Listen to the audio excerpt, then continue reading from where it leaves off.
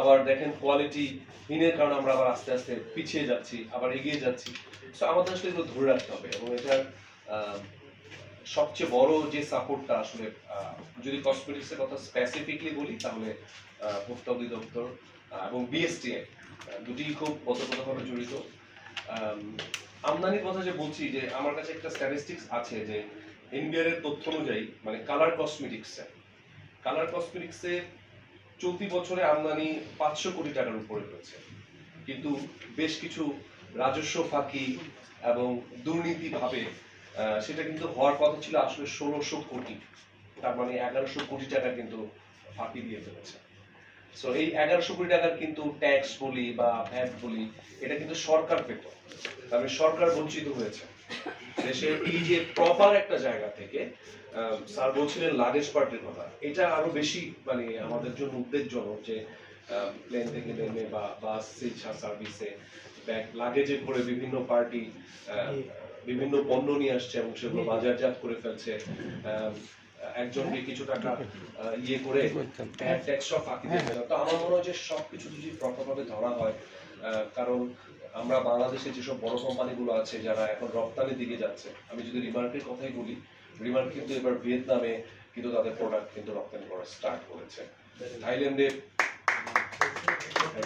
এবং আমরা কিন্তু থাইল্যান্ডে কিন্তু প্রোডাক্ট অলরেডি রপ্তানির একটা প্ল্যান চলছে এবং থাইল্যান্ডের ওইখানে মার্কেটে কিছুদিন রিমার্কের পণ্য যখন গিয়েছে তখন ওইখানেও একটা চাহিদা ক্রিয়েট হচ্ছে এবং থাইল্যান্ডেও বাংলাদেশের মতো রিমার্কের শোরুম হবে এখানে, ওটাও আমাদের জন্য একটা আনন্দের ব্যাপার।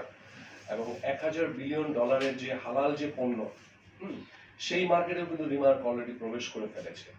সো এই যে এত কিছু অর্জন এতদিন ধরে কাজ করে যাচ্ছে। আরেকটা উদ্বেগজনক ব্যাপার হচ্ছে যে পুরান ঢাকায় বড় বড় কসমেটিক্স বিশেষজ্ঞরা বসে থাকেন, সদরঘাটের পাশে তাদের ছোট দোকান এবং তারা নিজেরাই কেমিক্যাল মিশিয়ে রং টং মিশিয়ে, তারা এমন কিছু নাই যে, যেহেতু বাঙালি জাতি হিসেবে আমরা একটু আতিথি পরায়ণে বিশ্বাসী, আমরা মানুষকে অতিথি সেবা দিতে চাই। স্যার বলছিলেন গার্মেন্টস এর কথা, আমরা যখনই একটা টি শার্ট বিদেশে পাঠাই ওটা খুব না এটা বাংলাদেশের মার্কেটে দেওয়া যাবে না, আমেরিকায় যাবে, এটা ইউরোপে যাবে, তখন কিন্তু প্রোডাক্ট অনেক সুন্দর হয়।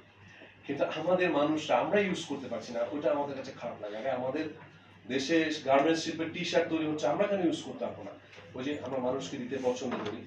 সো কসমেটিক্স আমার মনে হয় যে এমন একটা জায়গা, আমার মনে হয় যে শুধু মেয়েরা নয়, আপু বলে আসছিল যে বাচ্চাদের যে লোশন ক্রিম, আমরা তো বিদেশি একটা নাম শুনি এটা আমার বাচ্চার জন্য খুব ভালো, কিন্তু এটা যে আমার বাচ্চার জন্য কত ক্ষতি হয়ে যাচ্ছে, এটা যে আমার মা বোনের জন্য কত বড় ক্ষতি হয়ে যাচ্ছে, সেটা আমরা বুঝতে পারছি না। বুঝতে পারছি যখন বাচ্চাটাকে আমরা ওই প্রোডাক্টটা মাখাচ্ছি, বাচ্চার মুখে র্যাশ হয়ে যাচ্ছে, লাল হয়ে যাচ্ছে, কান্নাকাটি করছি, ডাক্তার কাছে যাচ্ছি, পয়সা খরচ হচ্ছে, অথচ কিন্তু একটা ক্রিম শুধু মাখবে বাচ্চার যত্নের জন্য, সেখানে আমরা প্রতারিত হচ্ছি। সো এটা উদ্বেগজনক। অথচ আমাদের দেশে এরকম কোম্পানি হয়েছে এখন, আলহামদুলিল্লাহ বলবো, যে এই কোম্পানিগুলো কিন্তু একদম বিএসটিআই অনুমোদিত এবং ভোক্তা অধিদপ্তর কর্তৃক কিন্তু এগুলো মান নিয়ন্ত্রণ যাচাই বাছাই করে এই কোম্পানিগুলো হচ্ছে, বিশাল ফ্যাক্টরি হচ্ছে এবং লক্ষ মানুষের কর্মসংস্থানের ব্যবস্থা করছে এই বাংলাদেশের এই